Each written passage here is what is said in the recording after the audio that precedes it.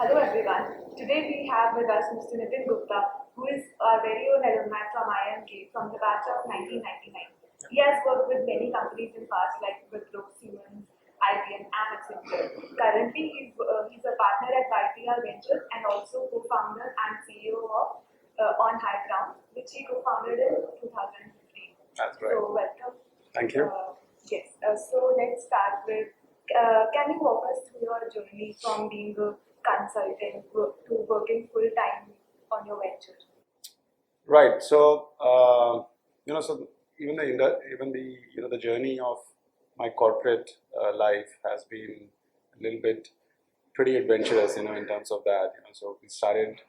Wipro came in, and we started the sales and marketing function in their India operations and all. What had happened at that time was that they were into box selling. So we said that just the boxes won't do. So you also have to bring in the solutions and all, the services part and all. So we improvised a little bit there. Then I went into the consulting world, PricewaterhouseCoopers. So joined the strategy practice and all. And there was a new thing which was coming up. Outsourcing was a new buzzword, and so was IT and digital transformation, which is actually at the helm these days. So we started a practice there. So that was also one of those first things and all. In between these hop-ups between Wipro, PricewaterhouseCoopers and Siemens and IBM and all, I was also following my other passion, which is for traveling. And I was trekking in the Himalaya pretty deeply and on heights as well. So not into technical climbing, but wherever your feet can take place and all. So you go up to 5,000, 5,500 meters and all. And then at 40, you have a new lease of life and all. We were contemplating, and I was actually traveling with a firm called Connect with Himalaya, which is into B2C operations. So they publish a calendar and people enroll and they go. So we were a part of their journeys for 2-3 years.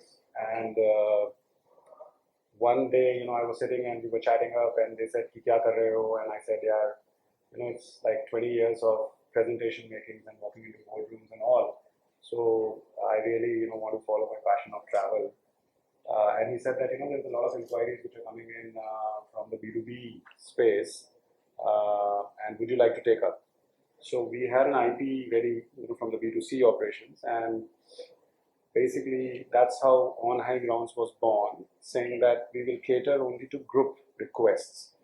So we found that there was a good amount of space and vacancy in that area in terms of how the front-end interactions are happening. The back-end team and the operations are the same. You have the same porters and the guides, transport travelers and the hotel guys and all. But the front-end, how you are interacting with your customers, how you are curating it, is what the space was. So that's how converted that into OnHigh Grounds. And as the name suggests, we are in the Himalaya, curate and customize trips for groups. And then because of whatever inputs we were getting, we said that schools, colleges, corporates, and family and friends, these are the 4 main groups which we are going to target. And since I come from a corporate background, and since we worked in the consulting business, our CxO connect is pretty high.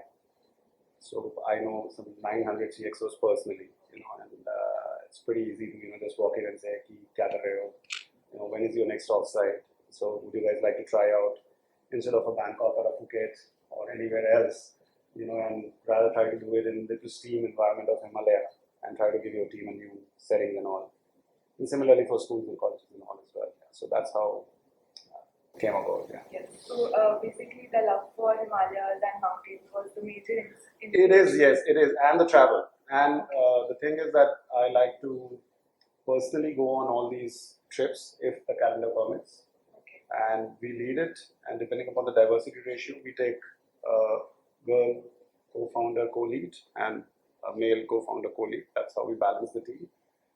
So it's always been interacting with people, making new friends, and of course the love for the Himalaya. Yeah, but we don't do touristy and crowded places. So there is no Kullu, Manali, Shimla which is happening. Okay. We are only doing the offbeat Himalaya, Okay. which is the real deal. Yes. And the other thing is that I've traveled around about 60 countries in my lifetime, still counting. When you say Himalaya to anybody outside India, they only say Nepal and Bhutan because that's where Everest is, right? But 76% of the Himalayan ranges lie in India. So we want them to know about the Indian Himalaya, and that's where again the love for Indian Himalaya comes up, and that's what it is. Yeah. So, what is your favorite trek till date? Would you like to share some memories or unique experiences? So all treks and all things are pretty much unique because every travel you do is challenging, and Himalaya are the weather, the conditions, they are not very stable. So it can change in a jiffy, and you can suddenly see drops of temperatures or rains and all coming up and all. So there is no one in particular which is the favorite, but one of them strikes as the most memorable one. So we went into Himachal in the Lahore Spiti area, and there is a pass called Kukti Pass. Kukti Pass is actually at a height of 5,600 meters, which is almost the height of Everest Base Camp.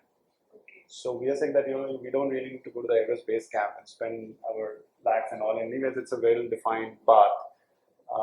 So might as well do something which nobody has done. So in that season, we were the first humans who were trying to cross that path, and there were like some 14 people, and we were basically training the shepherds who were bringing their 1,400 sheep from one valley to another. So a pass is something where you go from one valley to another, and the pass is the place where you can cross over. So they make their sheep in the summers to go from one place to another pasturing ground where they have grass and all. So we were basically trailing that, and it was pretty uneventful till we hit the final pass day. We started 2:30 a.m. For doing a pass because the snow melts pretty quickly, and before the sun rises up by 8:39, you have to basically go over. Otherwise, you are like in deep snow and all. So we started climbing, and then what happened is we reached the summit after great difficulty. I mean, it's all walking. Yeah. So anybody of you can come in and walk. You don't really need to be a mountaineer or a technical climber for that. And we got stuck there because the sheep who had reached on the pass refused to cross on the other side because there was a sheer drop.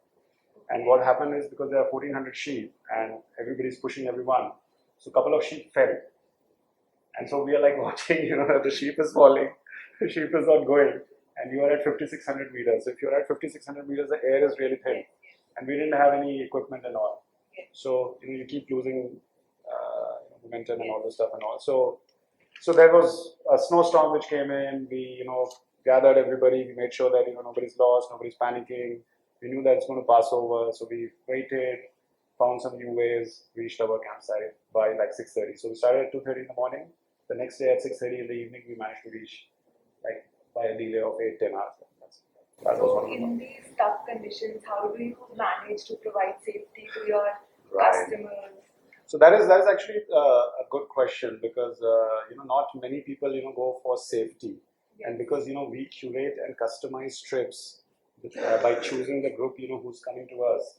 We give them a lot of checklists and to-dos and not to-dos before the trek.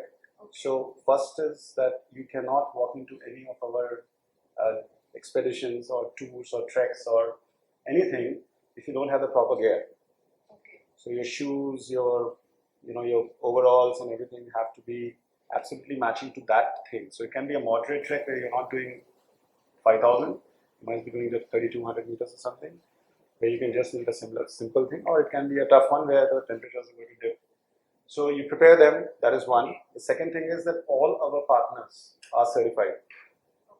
So they are from Nehru Institute of Mountaineering, or they are, we know them, we have been working with them for the last 8-10 years. So make sure that there is, even the driver who's driving, doesn't phone or is drunk or anything like that. So because the roads are a little bit tricky and we only let them drive and nobody else from the planes drive and all. And we also support the local ecosystem from an economy point of view. So we always hire the locals. So all these factors, are personal touch. And what also happens on the trips is you are personally monitoring everyone. It's not tough, I'm not trying to scare, but I'm saying that you have to see whether they are hydrated, they have ate, because khana nahi pasand aaya and all, so you have to have your carbs well and all. And if you haven't had the energy, you will cramp up and fall. So you have to consistently look at what's happening, are all the plates taken up, the food's done, etc., etc. So it's good fun, and good fun to tell them that, you're not doing this right, and, you need to, if you need to survive, you better do this and all. So touch wood, we have been 100% safe till now, and that's how we would like to take it forward. So all these measures you take care of, might be helping you stand out from the crowd. Yeah, so we do not, yeah, exactly. So we do not want to grow too big. Okay. I'm just keeping it minimal to 12 to 15 trips a year, okay, so that I don't go back into my 9 to 5. So if I expand it, I have to have an office, a table, a staff, I have to pay them salary, I have to worry about the rentals. yes, So I don't want to worry about that, because then it takes me back to where I began. So whenever I want to go, that's when we take the groups, depending upon the seasons. Mountains are open 12 months. If it's raining, you go into a rain shadow area. If it's not raining, then you go into someplace else. If it's winters, you go to the lower Himalaya, etc., etc. So we are a little bit of a niche player, a premium player, but we are more of word of mouth. We are not overtly expanding into anything and all. So that's what it is. that's Right. yes. So one last question: how has your B school experience in IIMK Yep. helped you in making this venture successful or growing? Or it has, because we are the first batch, Yes. and we set up so many new things. The backwaters was coined, and the institute brochure came about. There was hardly any connectivity between Kozhikode and any other place. So we actually went on a roadshow, the 40 of us across India, spread over the metros, trying to convince the corporates to come over for our summers as well as the finals.